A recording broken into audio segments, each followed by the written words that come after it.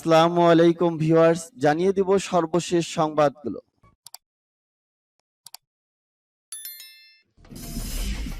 সংবাদের শুরুতেই জানিয়ে দিব সংবাদ শিরোনাম। বাঁধ উড়িয়ে দেওয়ার ছক করছে রাশিয়া, বললেন জেনেলক্সি। ফিলিস্তিনিদের নতুন প্রজন্মেও ছড়িয়ে পড়ছে সশস্ত্র প্রতিরোধ, আতঙ্কিত ইসরায়েল। পদত্যাগ করলেন ব্রিটিশ প্রধানমন্ত্রী। যুক্তরাজ্যের বিরুদ্ধে পাল্টা নিষেধাজ্ঞা দিল ইরান। এবং জানিয়ে দেব সর্বশেষ শিরোনাম। ইউক্রেনে প্রবাসী বাংলাদেশিদের যে নির্দেশনা দিল সরকার। এতক্ষণ শুনছিলেন সংবাদ শিরোনাম, এখন শুনবেন সংবাদের বিস্তারিত। তো বন্ধুদের কাছে রিকোয়েস্ট রইল, এই ভিডিওতে একটা লাইক দিবেন, আর ভালো লাগলে অবশ্যই বন্ধুদের মাঝে শেয়ার করে দিবেন। বাঁধ উড়িয়ে দেওয়ার ছক করছে রাশিয়া, বললেন জেনেলক্সি। ইউক্রেনে গুরুত্বপূর্ণ অবকাঠামো গুড়িয়ে দিতে যুদ্ধের নতুন ছক করছে রাশিয়া। এ নিয়ে ইউক্রেনের প্রেসিডেন্ট ভলোদিমির জেলেনস্কি অভিযোগ করে বলেন, মস্কো ইউক্রেন খেরসন অঞ্চলের একটি জলবিদ্যুৎ কেন্দ্রের বাঁধ গুড়িয়ে দেওয়ার প্রস্তুতি নিচ্ছে।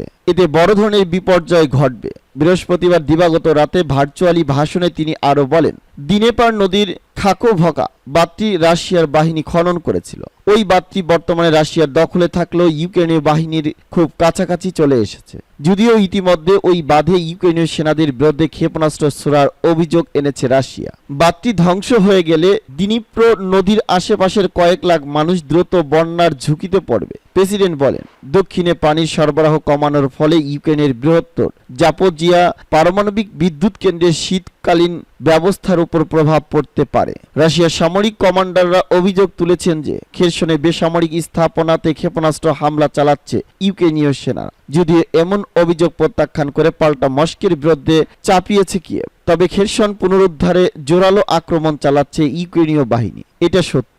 এ অবস্থায় অঞ্চলটি থেকে প্রায় 50,000 নাগরিককে সরিয়ে নেওয়ার কাজ শুরু করেছে রুশ সমর্থিত কর্তৃপক্ষ।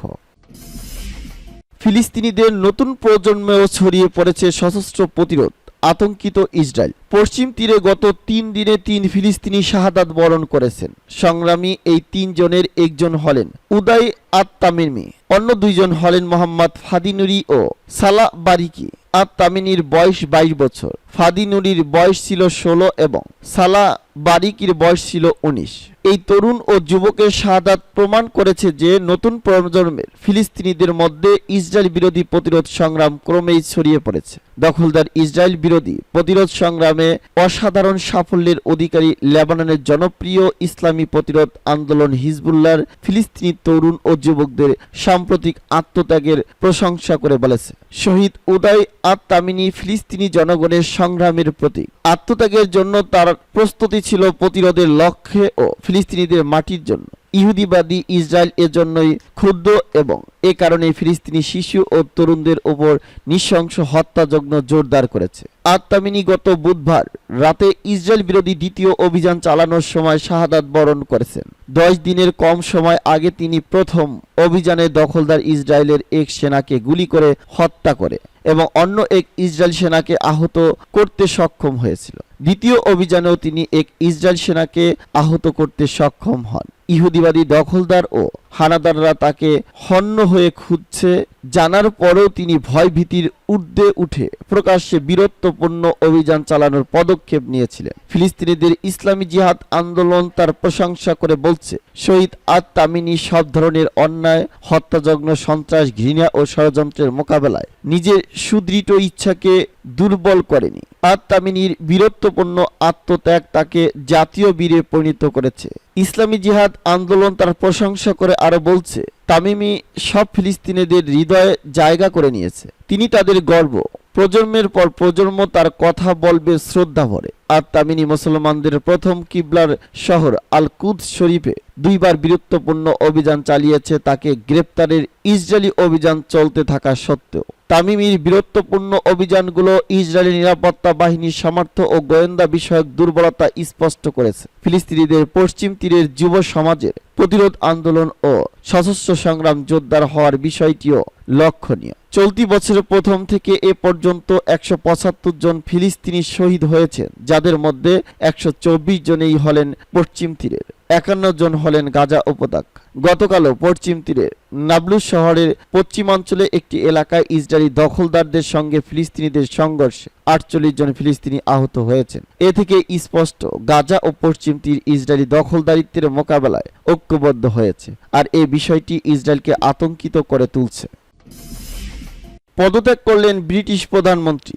অর্থনৈতিক রাজনৈতিক বিশৃঙ্খলা আর টরি এমপিদের বিদ্রোহের মুখে যুক্তরাজ্যের প্রধানমন্ত্রী হিসেবে দায়িত্ব নেওয়ার ৪৫ দিনের মাথায় পদত্যাগের ঘোষণা দিয়েছেন কনজারভেটিভ পার্টির নেতা লিজ ট্রাস। গত বৃহস্পতিবার দুপুরে এই ঘোষণা দেন দেশটির ইতিহাসে সবচেয়ে সংক্ষিপ্ত মেয়াদের এ প্রধানমন্ত্রী হিসেবে ৬ সপ্তাহের সামান্য বেশি সময় দায়িত্ব পালনের পর পদত্যাগের ঘোষণা আসলো লিজ ট্রাসের কাছ থেকে। তার জায়গায় নতুন প্রধানমন্ত্রী কে হবেন তা আগামী ১ সপ্তাহের মধ্যে ঠিক করবে কনজারভেটিভ পার্টি। সে পর্যন্ত তিনি প্রধানমন্ত্রী পদে থাকবেন। ব্রিটেনের সাবেক প্রধানমন্ত্রী বরিস জনসনের পদত্যাগের পর ক্ষমতাসীন কনজারভেটিভ পার্টির সদস্যদের ভোটে নির্বাচিত হয়ে সেপ্টেম্বরের শুরুর দিকে দেশের প্রধানমন্ত্রী ও কনজারভেটিভ পার্টির শীর্ষ নেতার পদে আসীন হয়েছিলেন লিজ ট্রাস। ৪৫ দিনের মধ্যেই সেই অধ্যায়ের সমাপ্তি টানার ঘোষণা দিলেন তিনি। আর হয়তো ১ সপ্তাহ প্রধানমন্ত্রী থাকবেন তিনি। সেই হিসাবে ব্রিটিশ প্রধানমন্ত্রী হিসেবে তার মেয়াদ হবে মাত্র ৫২ অথবা ৫৩ দিনের। দেশটির ইতিহাসে এর চেয়ে কম সময় প্রধানমন্ত্রীর দায়িত্ব পালন করেছিলেন জর্জ ক্যানিং। ১৮২৭ সালে প্রধানমন্ত্রী হওয়ার ১১৯ দিনের মাথায় তার মৃত্যু হয়। এর মধ্যে দিয়ে ব্রিটেনের স্বল্প সময়ে প্রধানমন্ত্রী থাকার রেকর্ড ছিল তার, কিন্তু পদত্যাগ করায় এখন ব্রিটেনের সবচেয়ে কম সময় প্রধানমন্ত্রী পদে থাকার রেকর্ড গড়লেন লিজ ট্রাস। গেল বুধবার যুক্তরাষ্ট্রের পার্লামেন্টে হাউস অব কমন্সে সরকারি ও বিরোধী দলীয় এমপিরা ট্রাস্টের সামনেই তার নেতৃত্বের ব্যাপক সমালোচনা করেছিলেন। বিরোধী লেবার পার্টির এমপিরা তার পদত্যাগও দাবি করেছিলেন। পার্লামেন্ট সেশনে চুপচাপ থাকলেও সেশন শেষে সাংবাদিকদের কাছে আগামী পার্লামেন্ট নির্বাচনের আগ পর্যন্ত দেশের প্রধানমন্ত্রী পদে থাকা ও দলের শীর্ষ নেতা হিসেবে কনজারভেটিভ পার্টিকে সেই নির্বাচনে নেতৃত্ব দেওয়ার দৃঢ় আকাঙ্ক্ষা প্রকাশ করেছিলেন লিজ ট্রাস। তিনি বলেছিলেন, আমি একজন যোদ্ধা, ভীরু পলাতক নই। আমি সেই সব মানুষের দলভুক্ত যারা সামনে থাকে, লড়াইয়ের জন্য সর্বদা প্রস্তুত থাকে এবং কঠিন সিদ্ধান্ত নিতে পিছুপা হয় না। যদিও বৃহস্পতিবার ১০ নং ডাউনিং স্ট্রিটের বাইরে দেওয়া বক্তৃতায় লিজ ট্রাস স্বীকার করেছেন, কনজারভেটিভ নেতা হওয়ার সময় যে প্রতিশ্রুতি দিয়েছেন তা পূরণ করতে পারিনি এবং তার উপর রাখা দলের আস্থাও রক্ষা করতে পারেননি। পরিস্থিতি বিবেচনায় আমি স্বীকার করছি যে ম্যান্ডেটের ভিত্তিতে কনজারভেটিভ পার্টির নেতা নির্বাচিত হয়েছিলাম তা পূরণ করতে পারিনি। তাই আমি মহামান্য রাজার সাথে কথা বলে তাকে জানিয়েছি যে আমি কনজারভেটিভ পার্টির নেতার পদ থেকে পদত্যাগ করছি, বৃহস্পতিবার বলেন ট্রাস। যুক্তরাজ্যের বিরুদ্ধে পাল্টা নিষেধাজ্ঞা দিল ইরান।